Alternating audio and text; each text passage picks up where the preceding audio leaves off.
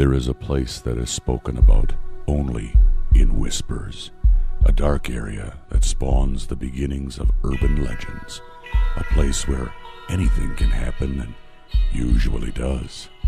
During the light of day, it hides just outside of view, but when the sun goes down, spirits, creatures of the night, roam free, and things do go bump in the night. It is in every state and every country, and there is no escaping it, no matter how safe you feel behind your locked doors and latched windows.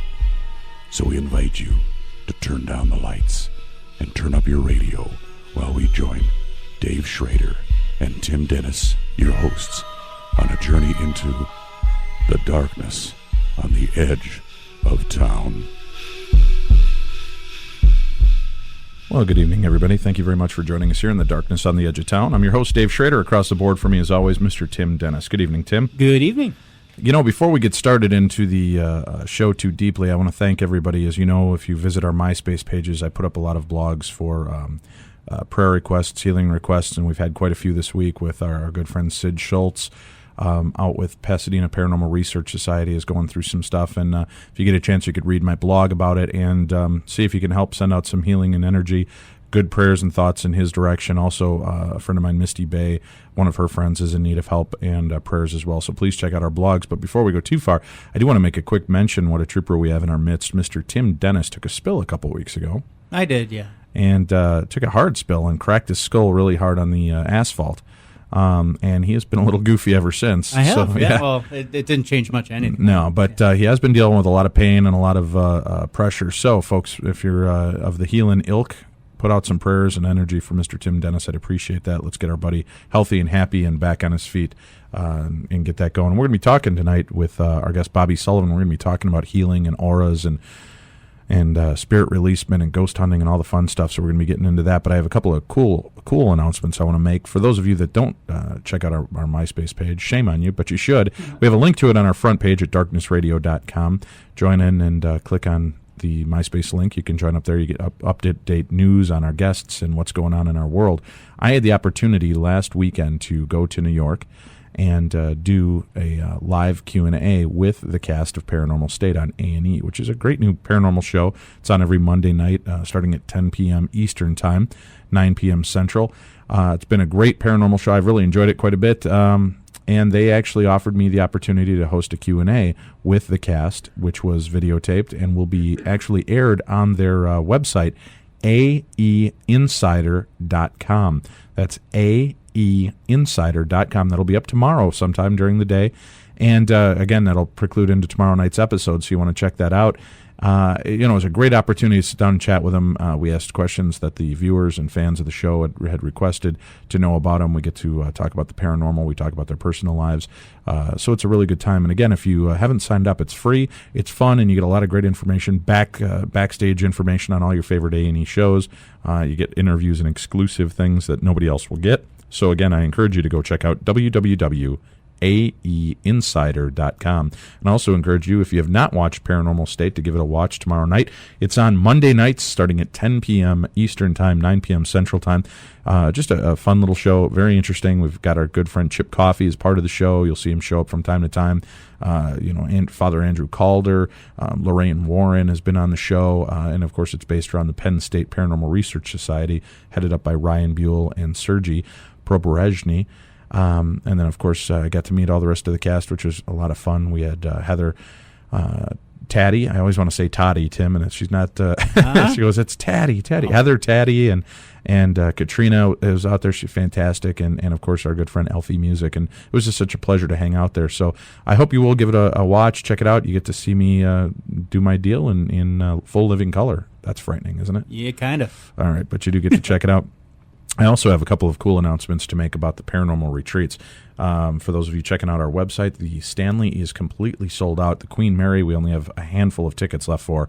And one of the trips that everybody's been begging me for is to do the UFO Ranch in Trout Lake, Washington with James Gilliland. And I have news. Watch our site at darknessevents.com in the next 7 days. In the next 7 days, we're going to be posting an event happening in June. You too can come out and spend the night under the stars with Dave and Tim and a just a great little lineup of guests that we're putting together. We're going to be out there investigating the paranormal and checking for UFO activity.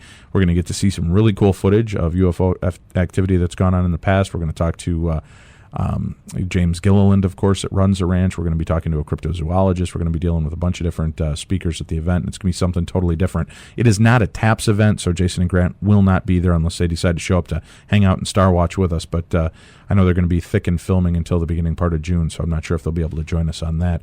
We are working on other trips, and within the next couple of weeks, again, probably within the next 7 days, you could probably check. I believe we're going to have up the new Queen Mary and new Stanley events, which will be taking place respectively in November and December of 2008. So I hope that you'll join us out for those as well.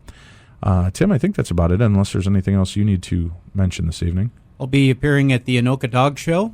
I'll be personally inseminating dogs at the show. Oh, stop. For crossbreeding. No. Oh, God, this is horrible. Kidding. No, I'm not. We will making our own El Chupacabra. Yep. We're going to be having all kinds of events. Next weekend, I want to mention, we're going to be doing our live event at the Palmer House in Sauk Center, Minnesota. And it's open year-round, so if you have a ghost hunting team you'd like to come out, just give Kelly a call at the Palmer House Hotel, and you can go out and investigate anytime.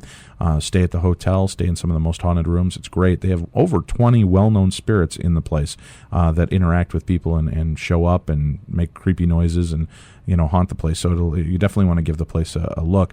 But we're going to be out there with our friends Chris Burns and Patrick Fleming. Exactly. Yeah. Yes, Chris Fleming and Patrick Burns from Dead, Famous, and Haunting Evidence are going to be out there. And next Sunday, we're going to have them live in the studio here to do an interview with them. And we're going to be talking to them about the event itself and some of the evidence that we were able to obtain and some of the personal experiences. We're also going to talk to them. The topic will be dealing with using psychics and using technology. Can we get too dependent on those during regular investigations? What are good ways to keep ourselves in check? And do the experts find themselves becoming too dependent on their own abilities and technology? So we're going to be covering that. We'll be taking your questions and phone calls. Right now, though, we do want to get into tonight's show. As I alluded to at the beginning, our guest this evening is Bobby Sullivan, and Bobby is signed on. He's going to be joining us next week out at the Palmer House as well. He's going to be doing aura photography.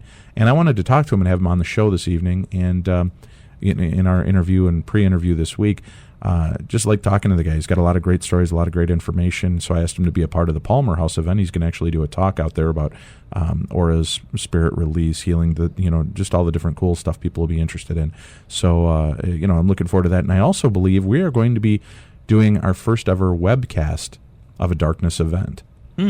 Patrick Burns is going to be running some software, and we're going to be trying it out at the Palmer House so that people at home might be able to tune in and see what's going on and hear from some of the speakers and kind of interact with us via the chat room as well. So note to self, leave my French maid outfit at home. No, that's going to get more people to watch. So all right. Yeah, that's all good. So you can keep checking our website. We're going to hopefully have updates for you on there, or you can check out ghosthounds.com. That's GHOSTHOUNDS.com, run by Patrick Burns. I'm sure it'll be up on either the Darkness Radio site or Ghost Hounds or both. But our guest, Bobby Sullivan, is with us this evening, and he is a Minnesota-based sensitive psychic and healer. He's also a ghostbuster, goes out on a lot of investigations, and specializes also in spirit releasement and helping them to cross over. So we've got a lot to talk to Bobby about tonight. We're going to also be taking your phone calls. But to start off the show, one thing that I've really been interested in, and let's welcome, first of all, to the darkness on the edge of town, Mr. Bobby Sullivan. Good evening, Bobby. Hi, guys. Glad to be here. This is awesome. I'm really happy to be in the darkness for my first time, and I hope it's one of many. Yeah, well, once you go into the dark, you never go back. That's going to get me in trouble. But Bobby, I've been interested in you'd think being into the paranormal and all the stuff we do, I'd have a better handle on auras. But it's been one of those things that's always been kind of on the fringe of my interests because it does seem so new agey and so strange to me. There's a light that surrounds us, and it's like a mood ring our body wears that we don't even know about. I want to understand can you give us more of a perspective? What exactly is the aura, and how is it attached to our bodies? Well, really, what I think it is that it is the light that shines in all living things, and it comes from that life force. It comes from the energy. It comes from the movement that comes through us. And it is reflected based in vibration, and so each vibration has a frequency, and depending on what that frequency is, depends on what color the aura is or what colors it's going to show. So it really is just that light that shines from all living things, and it's not something that people typically see with the naked eye. Some sensitives can do it. A lot of children can actually see it. There's a theory out there that a lot of children actually see auras up until about the age of 7 or 8. And after that time, when society kind of chimes in and tells people that it doesn't exist, we start to lose that ability. Like with ghosts. A lot of children have the ability until they're trained not to. Can we train ourselves, Bobby, to actually see the aura? There are, and I actually, one of the classes that I teach on auras and energy, I take the class through a couple different exercises, and it's there's actually 2 or 3 ways that we can see auras. We have the ability to look at them through our eyes, and that's a little bit tougher. But in the psychic world, what we talk about is our third eye, okay, which we all have access to, and it really just takes a little bit of training on learning how to open that up and how to use it. And it is the sight that really isn't connected to our left brain. It's not our analytical side. It's actually more connected to our feeling side. So typically, like when I'm working with students on helping them see auras or ghosts or something like that, a lot of times with ghosts, you might see a flash move out of the corner of your eye or a dark shadow or something like that. And as soon as you turn to look with your eyes, it disappears. What's going on there is you're actually tuning into that with your third eye, and once your logical brain tunes in with its eyes, we lose that.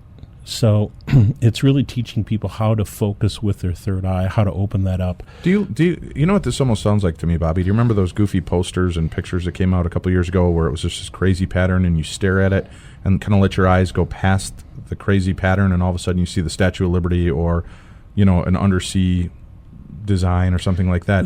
Is that similar to this? We're so trained to not see what's right in front of us. That's why our peripheral view is relaxed. It's not focused and centered in one place, so we can see the things that are kind of zipping around us at all times. Exactly.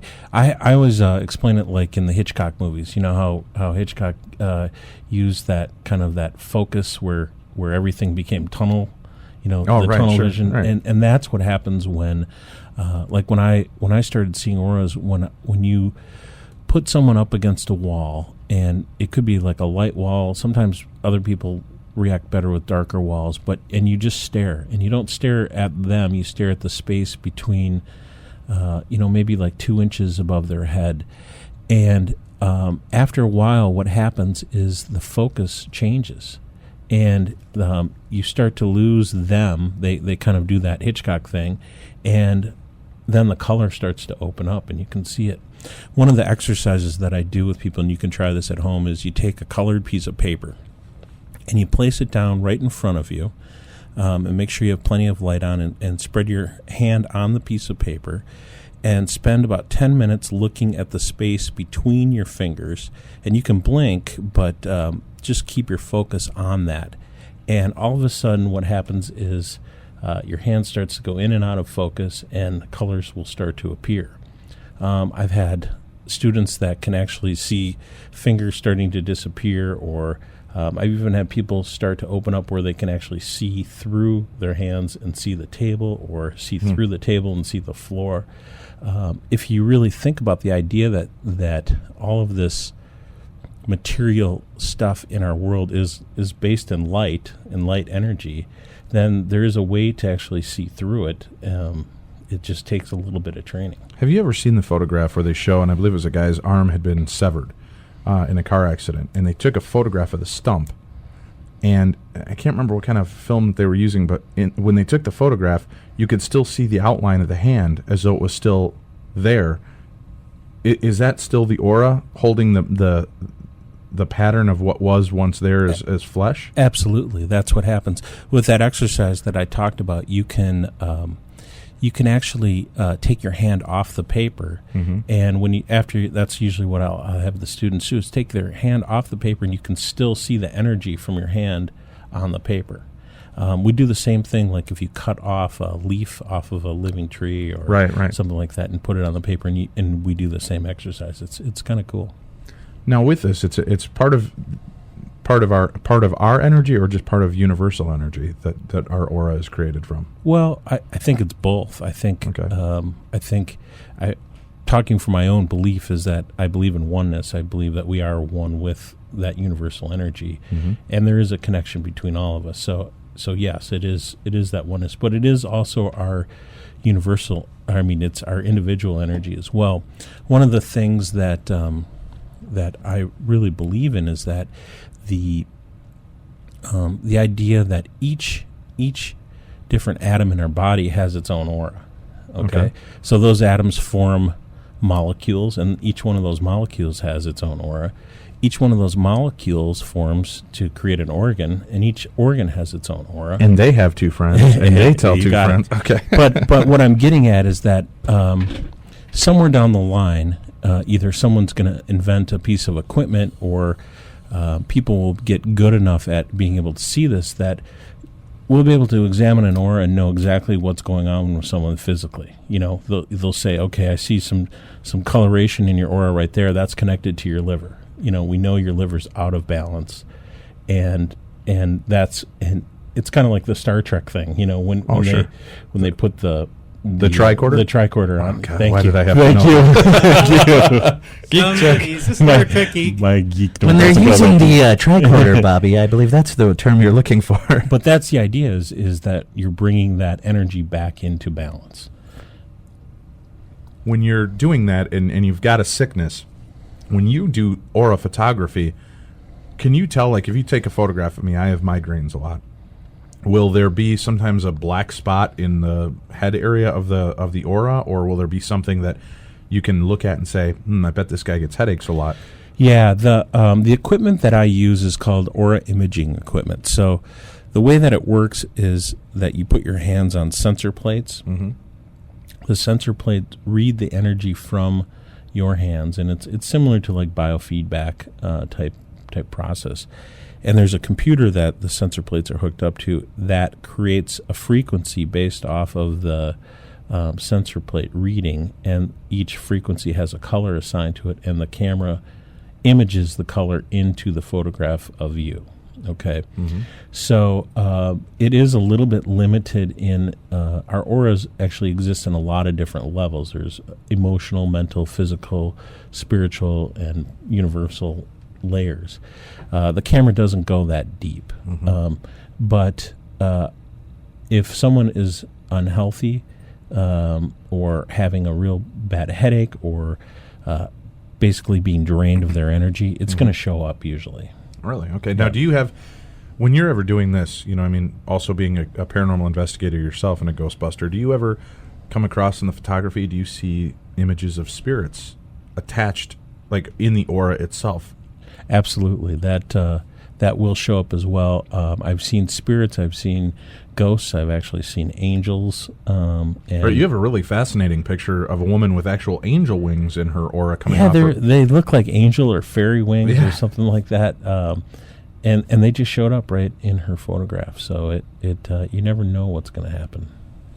When you're doing the work with aura photography too, does it? I mean, no, I've seen it done with the hand plate deal. Is it reading your body heat and temperature? Do you ever question that? I mean, it's just giving you more of like a mood ring does. It changes the color according to your moods and. I believe what it's reading is actually skin temperature and vibration, and it works, like I said, on the biofeedback idea. So it's the same process that like a lie detector would work on. Those types of things, and it's a really cool technology. The guy who invented the camera, his name is Guy Coggins, and he's got a company called Progen out in California, and he's done a lot of work on the camera. There's other cameras out there that I don't think are quite as good. Guy's really devoted his life to developing this technology. There's a lot of people out there using the camera and calling it Carillion photography, which it's not. Carillion photography is based more on a photographic processing where you put your hand on the developing paper and it shows up a whole lot different. So this process or imaging is really, it's a fun thing. It's part entertainment. What I am able to do with it, though, is it really gives me a way to tune into the person's energy on a different level. And so when I'm focused on the picture, I'm getting information intuitively about what's going on with them. And I will look at mental, physical, emotional, and spiritual and kind of give you a reading from there, breaking it down on what might be boosting your energy or what might be blocking your energy and what's going on with you. All right, cool. Well, I want to get more into the healing side of things and understanding the aura. We're going to take our first break of the hour.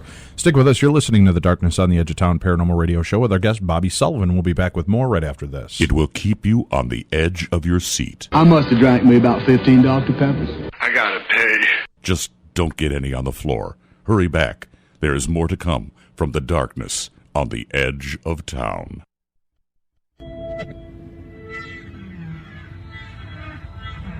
They're hardly beautiful and barely average. In fact, when they were both born, the doctor slapped their moms instead of them. I will slap you so hard you end up in the Ming Dynasty. Welcome back to the Darkness on the Edge of Town with Dave Schrader and Tim Dennis.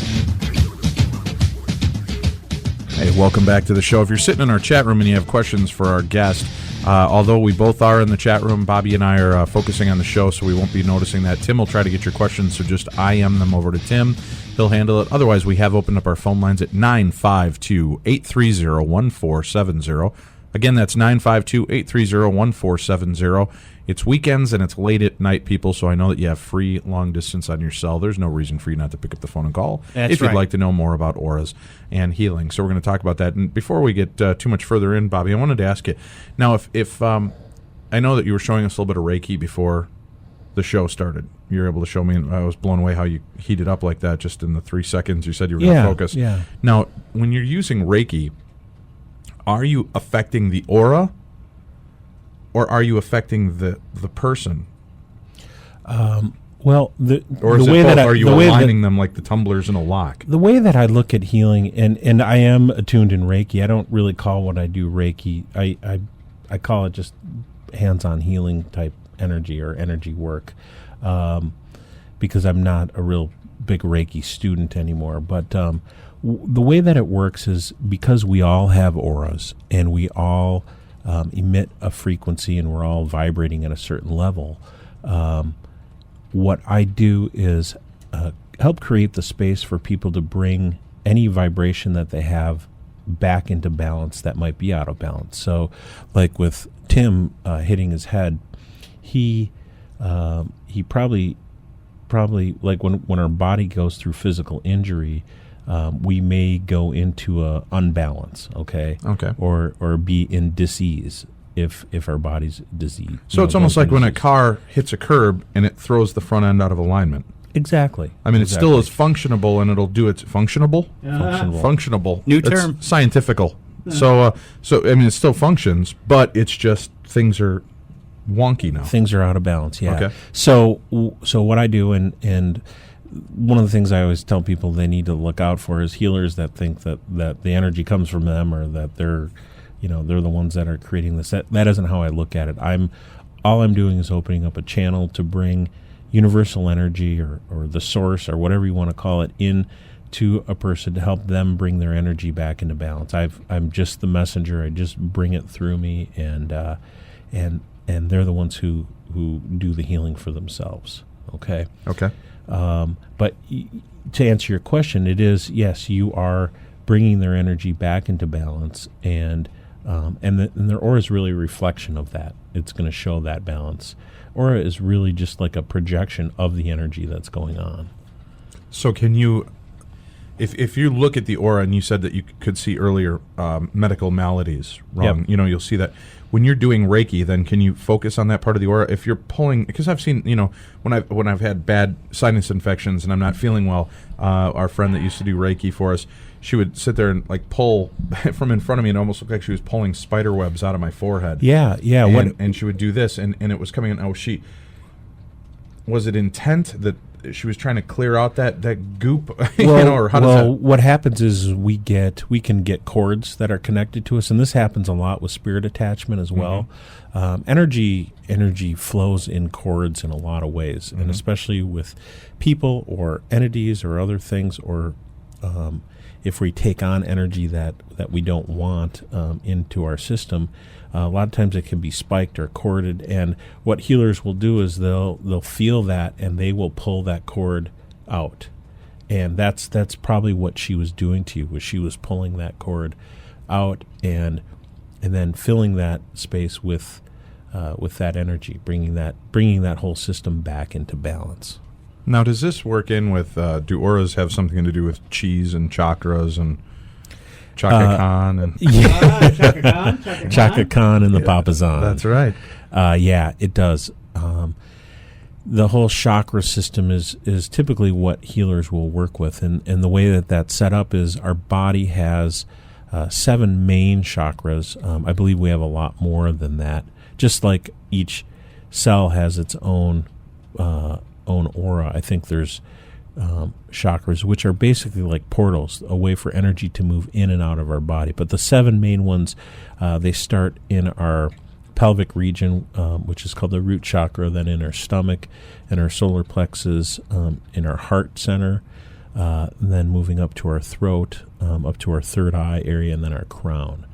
And the way it works is the bottom 3, the root, the stomach, and the solar plexus, are really what connects us to the earth. Okay, it's our earth energy. Sure. The heart center being our balance of the 2, and then the other 3, the throat, the third eye, and the crown, are what connect us to the universal energy. Okay, and really what our bodies are just kind of a medium for a place for both of those energies to come together.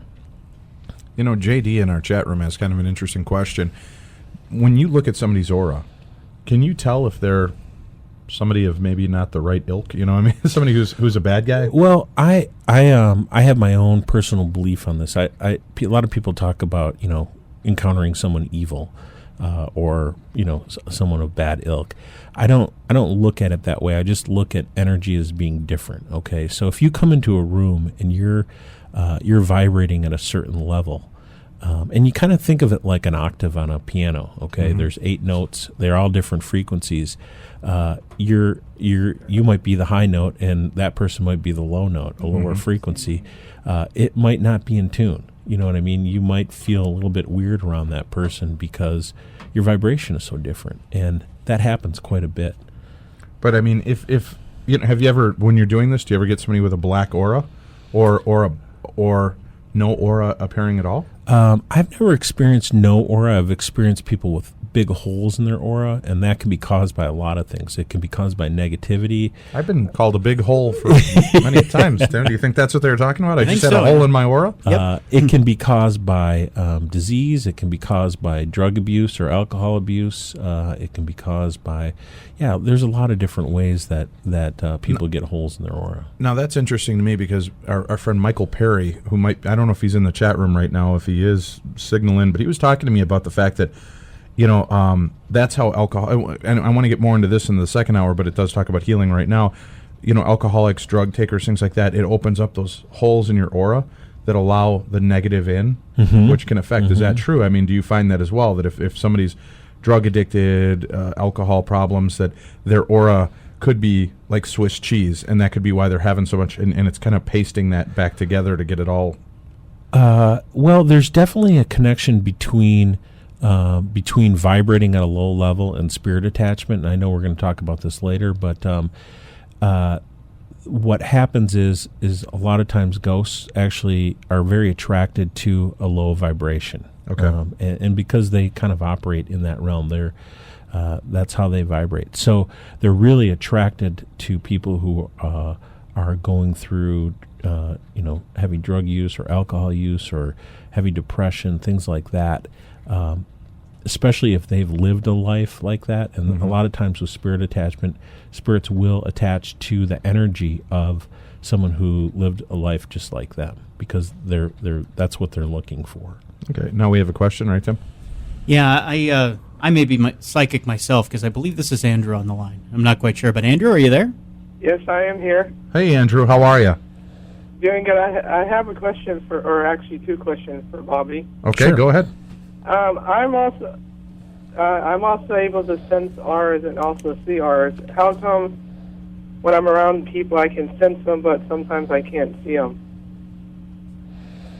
And Go ahead. I'm just writing your question down because I've got no short-term memory from the 80s. So, okay, and the other question was, I have noticed since I started to develop with a teacher online, when I start to do readings with people, I can tell by the chakra system what's in balance or what's not in balance. Too. So what's going on with that? Am I just picking up on things? It sounds to me like what's happening is you're really developing your sensitivity. There are a lot of ways to sense auras, and I started talking about this before. We can sense them with our eyes, we can sense them with our third eye, and we can also feel them.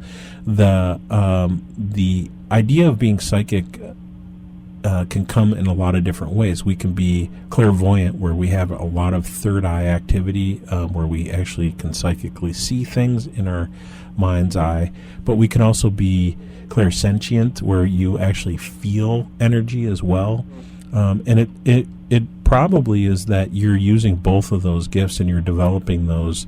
And there's just different times and different places where you're going to use those depending on what's going on. Sometimes it's really hard to be clairvoyant if there is a lot of analytical stuff going on, and it's a lot easier to feel if you can really connect that way. So that would be my guess, is that you're actually just developing both of those things really well. Because when I first saw when I was in church, I've been developing by myself about a year, and I've been developing with my teacher about seven months now. When I first saw my first aura was white around this preacher, and it freaked me out. And ever since then, I've been obsessed about trying to understand what I was, basically seeing. And I'm able to see them and also feel them. But I'm more on the feeling part, and sometimes I will see them as well. Yeah. Then also you were saying about seeing things out the corner of your eye as well. Yep. A lot of times when we're developing our third eyes, or when we're just opening those up, you're going to catch those images. And a lot of people actually do that as well. You'll catch images out of the corner of your eye, and that's how you start seeing ghost energy typically, or spirit energy, is that it will be a dark shadow or a black streak or a flash kind of out of the corner of your eye. Now, Bobby, and thank you very much for calling in, Andrew. And again, for anybody that's interested, if you want to call in, the number is 952-830-1470. Again, that's 952-830-1470. There are medical conditions, Bobby, that people have that can actually, they think they're seeing an aura, but it's actually a brain issue, or there's also ones that happen with the eyes. I know they call it the halo effect, the white aura. Mm-hmm. Now, if people are just seeing a white-like aura around people, is that something that should be medically looked at? Because, I mean, auras are a color, right? They're yeah, I'm not qualified to answer that, but I know a lot of times when people are starting to see auras, you'll see that glow kind of coming maybe an inch right off of their body. And that can be the heat, that we're actually starting to see that vibration of that heat coming off of their body. But you're going in the right place. You're starting to see that energy. It's similar to looking at like a gas in a can, you know what I mean, where you start seeing the fumes coming off. It's a much... Were you watching me when I was in the can, Bobby? You saw the gas? That's great. It's a much lighter vibration, but you can start to see that, start seeing that flow. Sure. So, but and again, that's just something that you might want to investigate for, and that's not putting Andrew in any position either, but there have been medical case studies where they've talked about people that claim to be able to see auras, and it is a medical condition. Maybe somebody in the room can join in if they remember the name of it. If I memorize that, I'd lose something important, like knowing that Florence Bush was the hairdresser on Leave It to Beaver. So I've just got to be very selective in what I try to keep. Just keep repeating it. That's right. Hey, wait a minute. Florence Bush was the hairdresser on Leave It to Beaver. How crazy, huh? Last name on the scrolled credits at the end of the show. Nice. I was a TV kid, so I'm surprised I didn't know that. See, you got to pay attention. It was right before it said that all of their wardrobe was provided by Botany 500. I knew that. I need a life, Bobby. I need a life.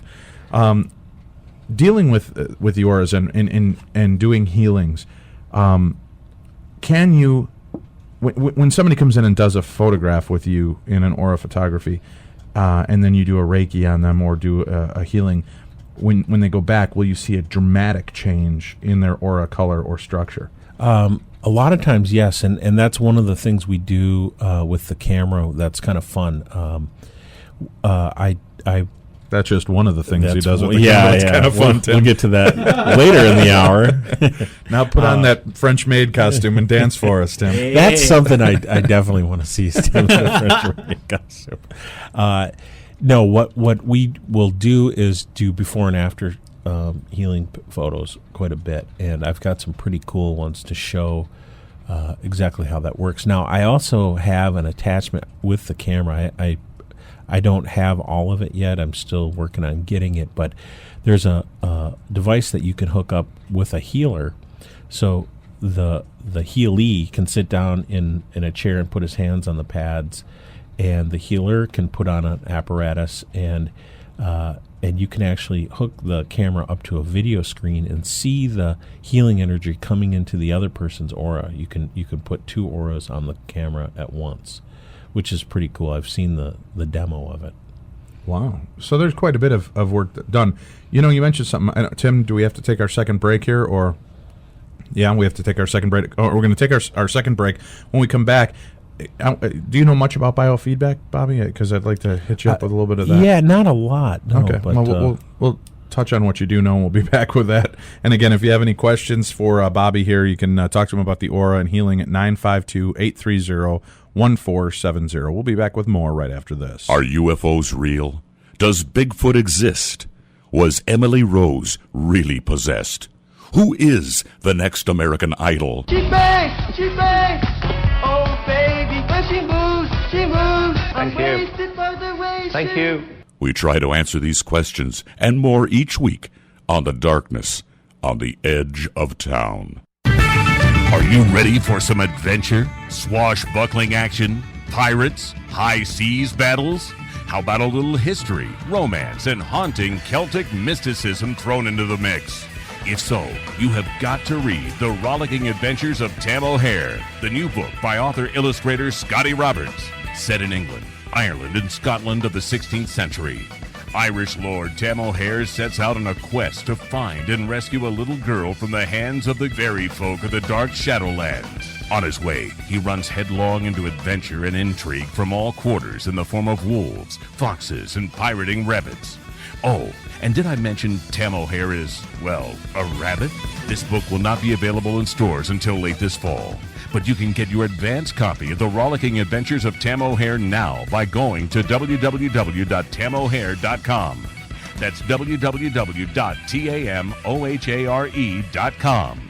The Rollicking Adventures of Tam O'Hare. You'll never trust a raccoon with a sword again.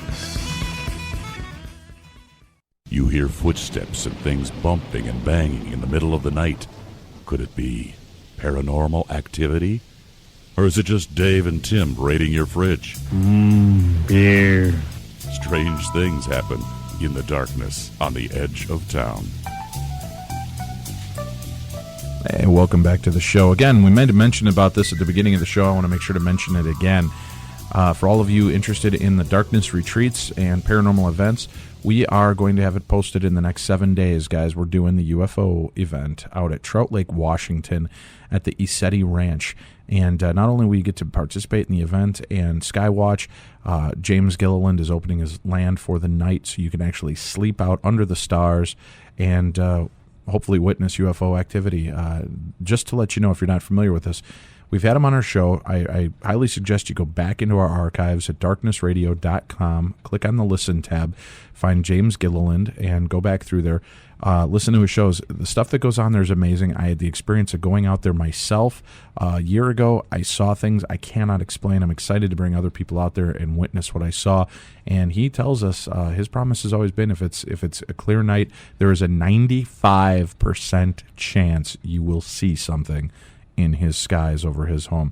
I saw a ton of stuff that I could not explain, including what I believe to be either an interdimensional character, creature, whatever, or an alien. So just amazing. I'm looking forward to it and having a bunch of our friends come out and join us for the event. We'll have more information up in the next 7 days at darknessevents.com. And for those of you listening to the show on podcast form after we air, or if you're reviewing the show and listening, do me a favor. If it's a show when you know that we're taking calls from our guests or from the audience, don't contact me and tell me that you think you caught an EVP on our show. Most likely, if you hear some talking in the background, that's Tim just answering the phones.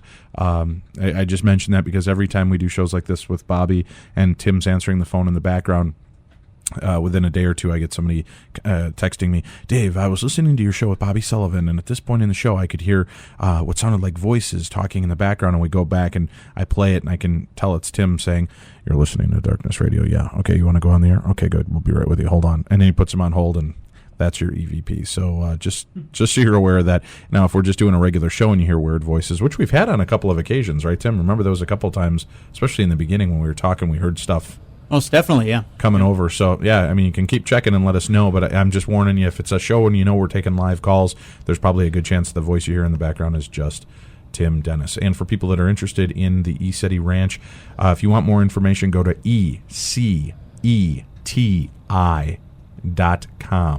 Is it .com? ECETI.com or ECETI.org, Tim? I can't remember. I don't know, but I might get a lawn chair and some Lowenbrows for that one. Oh, dude, it's well worth it. It's going to be great. We're going to be doing a little sleeping over, maybe a little barbecuing. I mean, he has a facility on the site so that we can do our talks and our presentations there all day long. And then we're going to go out and Star Watch and have a great time that night. So it's going to be a blast. And we're going to do a 2-night event, so people get to spend the night for 2 nights outside. So it's going to be one stinky, sweaty group, Tim. But they do have showers on site and bathrooms. So that was my next it'll question. all work. Yes, it'll be a good deal. While we were at commercial, I had Scotty in the chat room popped on. He asked kind of an interesting question, Bobby. When you're doing these readings, does a psychic's aura differ from a non-psychic person's aura? Yeah, actually it does. And the way that I look at it is that we're continually developing, we're continually working on ourselves in this life school that we're in. And as we're doing that, we're also doing things that are helping raise or lower our vibration. I believe people that are psychic, and this is why people that can see ghosts often attract ghosts or other things like that, because your aura actually gives off a light that sort of indicates that you can do that. So a lot of times with children who have that light in their aura, or psychics or sensitives that have that ability, you're gonna attract those kind of things.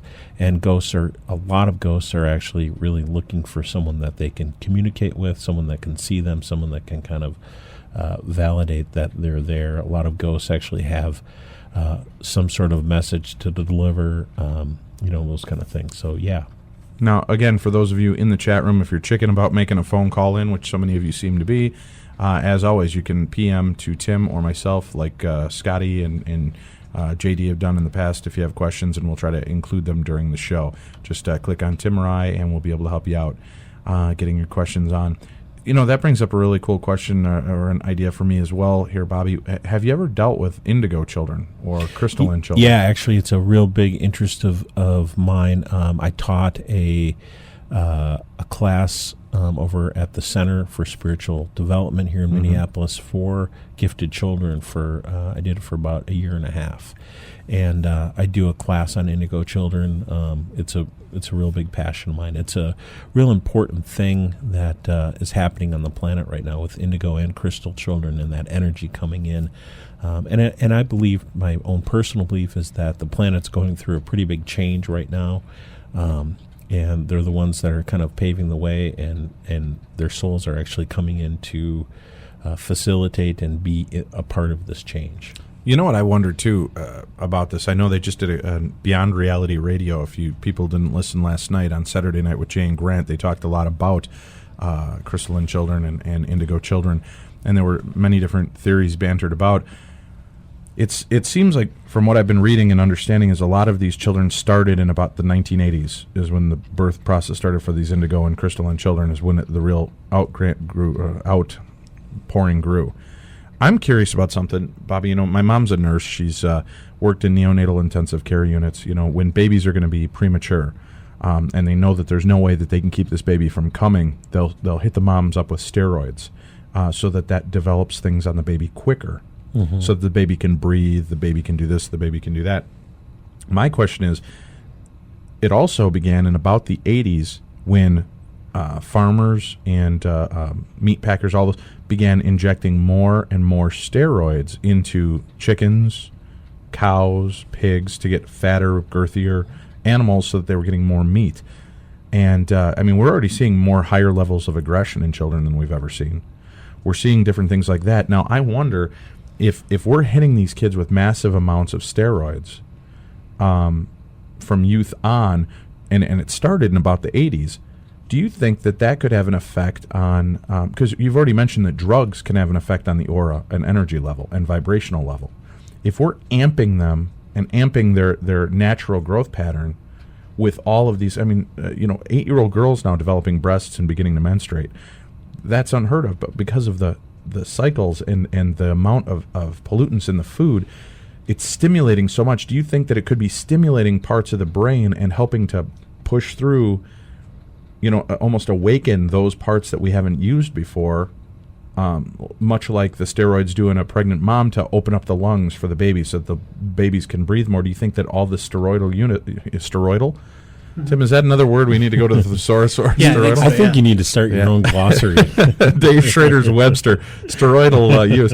But using steroids, do you think that maybe there could be something to the inordinate amount of things that are in our byproducts of our food, drinks, everything like that could be prematurely boosting the levels of these children's abilities? I don't personally. I think what's happening, at least in my Bobby, this is my show. You just agree or you leave. No, I'm just kidding. No, I think what in my experience, what I've seen is these kids that are coming in are ready with such a high vibration.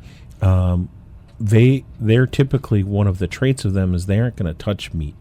It's not part of their energy. They don't vibrate with that kind of consumption, or very little of it, or they'll be eating lighter vibration meats like chicken, fish, those kind of things. Right, but a lot of kids don't know. I mean, they'll eat whatever their parents give them. Right, for the most part, growing up, and especially during in the womb, the parents are eating and consuming crap, and all this pre-steroidal birth stuff is going steroidal again.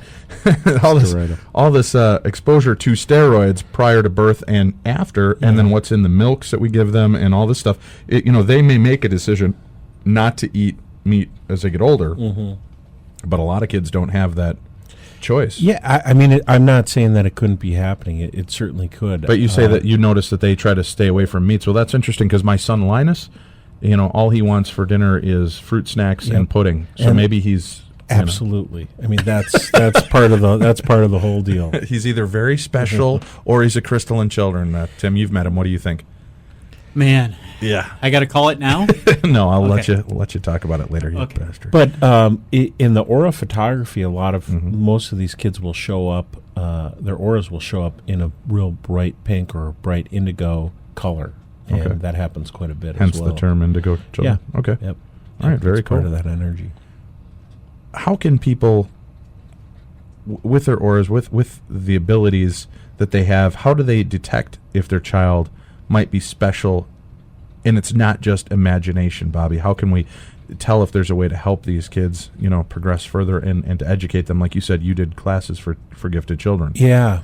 Well, because everybody thinks their child's special and has uncanny abilities. And most of them are. I mean, most of the kids that are coming in are definitely of a different energy. I don't want to brag, but my baby, my smallest one, Ripley, she says 3 words, and one of them is a compound word. Backpack. What baby says backpack? Mama, dada, she backpack. And that's to answer your question, that's one of the things that you're going to see is these kids are bringing through knowledge. They're bringing through special gifts. They're bringing through stuff that you and I probably didn't when we were younger. Mm-hmm. A lot of times they are already communicating telepathically.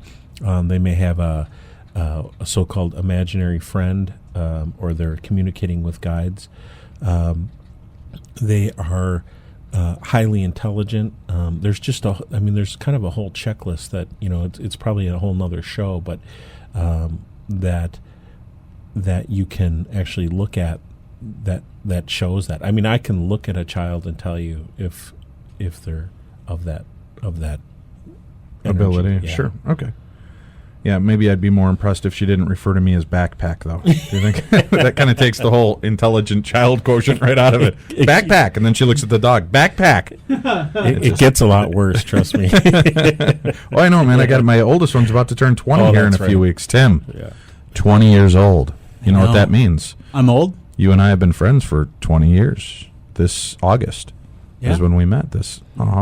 Memories like the pages of my mind. Join in, Bobby. Bobby's like, wow. Bobby actually did professional radio, Tim. Not that you don't. But he was on FM 107 out here with Echo Bodine. Well, there you go. Yes, I was. And, he did. Now he's sitting in with the college kids here at the... You know what? I like the dark edge of town much better. Excellent. Yes, I told you. Why don't you come here? The dark side has good cookies. I haven't come here yet, but I'm going to. All right, good deal. Well, you're going to be on our events. We're going to be having you out for that. We are going to go to break here in a minute for the top of the hour. In a couple of minutes, right, Tim? About 2 minutes, we're going to cut to break. So we'll be taking more of your questions. We're going to talk about ghost hunting. Bobby's got some wicked cool photographs we're going to have him show at the event at the Palmer House, and we're going to be including Bobby. I think I'm going to pop it on him tonight. I think we want to have him out at the Queen Mary and Stanley event we're going to be doing out in November and December. Oh, cool. So I'd like to have you come out and share some of your stories and evidence that you have. And I got to have you show Tim that the car accident pictures.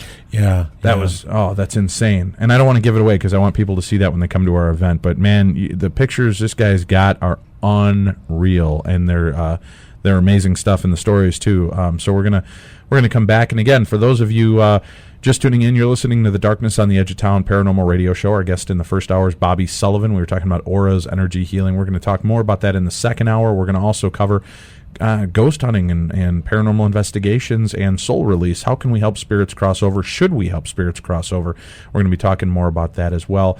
I also want to remind you, if you're a fan of the show Darkness on the Edge of Town, or if you're a fan of the show Paranormal State on A&E, tomorrow you can go to aeinsider.com and see a live taped interview with the Paranormal State cast.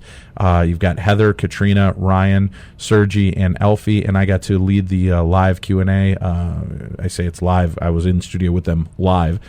We didn't bring any dead people with us to that one, but we did the question and answer, and it's going to be on their site starting tomorrow. So go to aeinsider.com, and it's a great place to join up if you want. You can get some great backstage information on your favorite shows. You get some insider stuff. You get interviews and great deals like this that nobody else is going to get to see. So I hope that you'll check it out and support Dave from Darkness Radio because I'm hosting it, and if a bunch of you hit it, they're going to see that you like me, and hopefully they'll have me back to do more interviews with the cast. We have calls coming in. We'll be taking those as well in the second hour. Thank you for listening to the Darkness on the Edge of Town Paranormal Radio Show. We'll be back with Bobby Sullivan and more right after this.